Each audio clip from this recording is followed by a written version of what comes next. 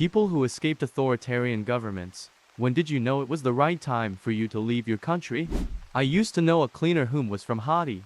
Right time was in 1980 when the Tonton Makut came for her husband, a political dissident.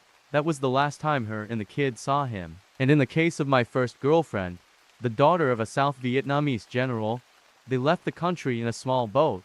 When Saigon fell, during the crossing, the smugglers told her parents, either you give up all your gold, or we'll rape the women and throw you into the sea. They arrived in France with nothing. The father, a doctor, was then able to work, but not for the same salary as the French. He died a few years later, plunging the whole family into poverty. Once in a while, her mother would tell about what she had left in Vietnam. A Vietnamese refugee told me her boat was stopped by pirates and they demanded not only all the valuable, but one of the younger women. My parents' boat stalled at sea and 3 separate sets of pirates preyed on their group while they drifted and ran out of fresh water. Each round, the pirates tried to extract whatever valuables weren't found by the previous group. As scary as human history, female history is the most horrific thing imaginable. I'm from Myanmar or Burma. Most of us young people left the country when they enacted the conscription law. Now, you can't leave the country unless you've done military service, which in this case means until you die because there's a civil war going on and they need more meat for the meat grinder. The only reason I know of Myanmar or Burma is my high school in Arkansas had a sizable number of Rohingya refugees from Myanmar. The instability of Myanmar is just astonishing, over 2 centuries of continuous conflict, strife, and struggle for peace. The latest military coup has been ghastly and astoundingly brutal to the citizens. Hopefully you've safely found refuge in another country. Hopefully you get a taste of freedom that so many in Myanmar rightfully deserve. Yeah, it's a real shit show in the country right now. We don't even expect things to improve for quite a while, because that's how bad things are. Getting rid of the military is unfortunately only step 1 of building a better country. Me and my family have moved over to the US now, and I admit I'm one of the lucky few in the country who can do so. When I went to the market and found nothing at all but bones. When I was pointed at with a gun to my face to be robbed for the umpteenth time. When one of my neighbors got shot, hearing his relatives screaming. When kids died around me in protests. When we got tear-gassed and shot at by the National Guards. When the dictator was dancing salsa in mandatory national transmission while he celebrated the death of protesters. I left Venezuela in 2016, and it still King hurts. ETA, my friend. I appreciate the gesture of the award, but do not spend money giving awards here. Take that and go to a Venezuelan-owned restaurant. Help your local refugees. Donate to ACNUR or Doctors Without Borders. I am blessed and privileged. I am grateful I got to escape via plane and not through the Darien jungle, or via a shoddy boat out of sheer good luck. Others are not that lucky. My grandfather, the bravest man I have ever known, fled Germany shortly before the Nuremberg laws were passed in late 1935. He had been a lawyer and had arranged everyone's passports, hidden some gold away, and established a place for them to flee. The judiciary was already under control of the regime. He took his wife and 5 children and crossed France into Belgium. And by 1936 he was applying for asylum to multiple countries, including the US, where he knew people in the embassy. He was summarily denied as they began invading Belgium in May of 1940. The family fled along the coast on foot, separating children and adults so as not to all be traveling together, hoping their odds were better. My grandmother and my 2 aunts were caught a few days into the trip and sent to the gas chambers at Treblinka. The eldest son, Mikhail, was caught foraging food by the Gestapo in southern France and summarily executed on the spot.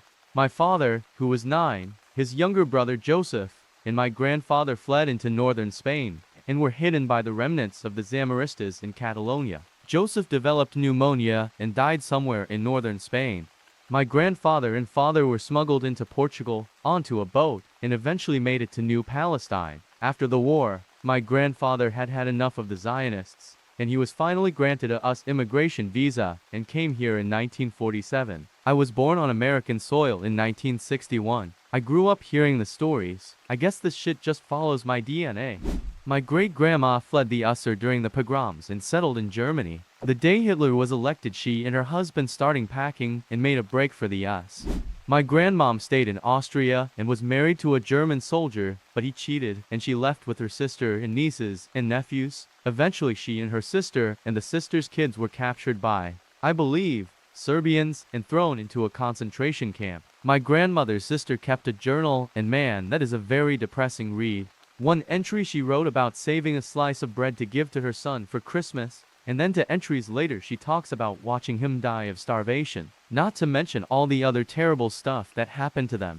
My mother and her parents left Bosnia in 1991 when the Iron Curtain came down and Yugoslavia started falling. They saw the whole conflict and genocides coming as the Serbs and the Croatians were even under Yugoslavia, treating the Bosniaks worse.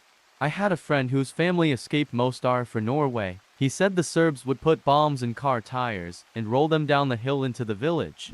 A woman I worked with originally from Bosnia told me that as a child she would have these vivid dreams of her family being on a bus with a couple soldiers who were harassing a mother due to her young child crying, effectively telling her to shut the kid up as the noise will get them caught. After a duration there was a single shot and the crying stopped, which is usually when she would wake up in a panic.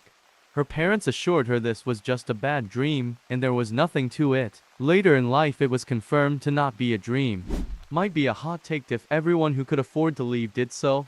The most vulnerable of us would be in even worse shape. Obviously, you need to do what's best for you or your family, but you could always stay and fight the good fight. I watched a documentary about the rise of the Third Reich. They interviewed a Jewish woman and asked her why her family didn't leave. She said, I'm paraphrasing from memory, "You have to understand, it wasn't all at once. It was one little thing that we thought would pass. Then another, that we thought was ridiculous and would pass. Each thing built on another, until we were in a camp." I feel like that's what's happening in the US. One little step that people normalize, then another. The police just started harassing people on the streets after one of the protests in Belarus. Some of them got killed, some injured, thousands were imprisoned and tortured there. It is still happening. Also, I kinda was prepared for that psychologically for a long time before the violence erupted, because it was concealed for years. So when everything happened, I just took the first morning flight and left for another country. This isn't 2 words. The story is a bit more complicated, obviously. Wow, I did not expect my story to attract so much interest. I will try to reply to some of the comments. I left for Kyiv first, and in a week went to Germany. Migrating through Ukrainian border has been a popular route for many of my countrymen. In many cases, before the war started they crossed the border themselves, as they did not need visa for that. I also already had a Schengen visa, as I was granted a fellowship with German University in March 2020, which was conducted in distant mode because of COVID. So the choice of destination was, in a way, a no-brainer. I was granted extension of my fellowship until December. Then I went to Lithuania to work for Tsikhanouskia's office, our elected president. After that, I received an offer from German University and finally settled in Germany. Then I brought my family here as well, which was also a story in itself, as the border was closed when the Belarusian regime forcefully landed the plane with Protasevich.